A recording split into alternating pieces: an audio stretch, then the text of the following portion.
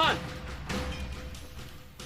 Magpadala ka ng telegrama sa lahat ng mga opisyales sa ilalim ni General Mascardo at sabihin mo sa kanila na inuutusan ko silang magpulong sa punong himpilan ng Pampanga ngayong gabi. Lahat sila ay nasa ilalim ng kapangyarihan ko kaya walang dapat na tumutol. Ruska!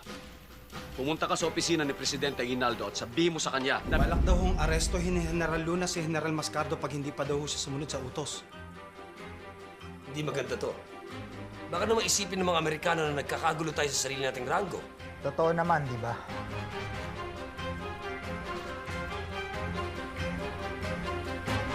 Punyeta! Kung naghahanap ng away yung hayop na yun, away yung bibigay ko sa kanya. Tabi!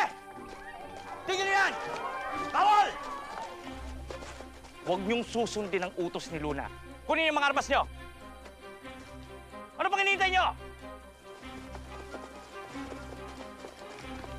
Tawagin mo si Kapitan Hanolino. Sabihin mo sa kanya, itipon niya lahat ng mga sundalo papuntang Bagbag. Sumama sila lahat sa akin. Sabihin mo kay Luna, mas mabuti pang... Ikulong mo na lang daw siya sa kabaong dahil habang buhay siya sa presidente o kapwa kabitenyo lang daw siya makikinig. Pendejo! Ano bang iniisip niya? Ibang bansa na ang Cavite? Tinipon na po ni Mascardo ang sundalo at opisyalis niya. Papunta na sa Guagua. Anong ginagawa niya sa Guagua? Kung gusto mo daw siya makausap, sa Guagua siya maghihintay. Ilan ang mga tauhan natin ngayon? Dito po si Jose at Manuel Bernal. Kapitan, Komandante. Huwag kayong maglala, General. Tapat po kami sa inyo. May mga ilang sundalo nagbabantay sa tulay. Si Kapitan Rusca di pa po nakakabalik. Jose! General. May iwan ka dito kasamang ilang mga tenyente. Bantayan niyo ang tulay. Lahat ng mga natitira sumama sa akin sa Guagua! Magpadala ka ng telegrama kay Leandrino at sabihin mo sa kanya, kailangan ko ng teritoryo sa Guagua. Opo.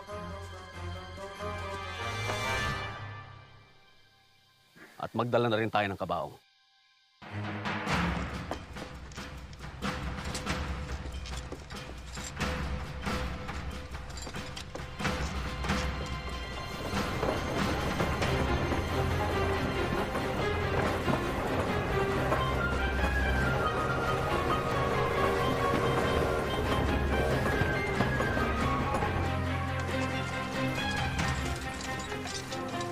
Mukhang magkakaroon po ng malaking kaguluhan sa may Guagua.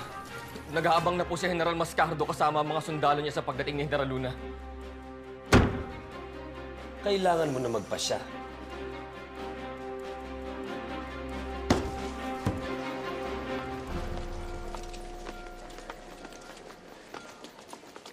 General Luna, humihingi po kami ng paumanhin sa ngalan ni General Mascardo. Mga taga-Cruz Roja. Alam ko. General, hindi humaari magkaroon ng gantong gulo sa pagitan ng kapwa Pilipino.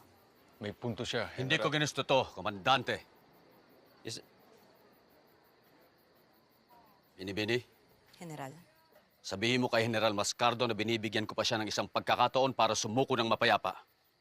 Nasa mga kamay niya ang lahat.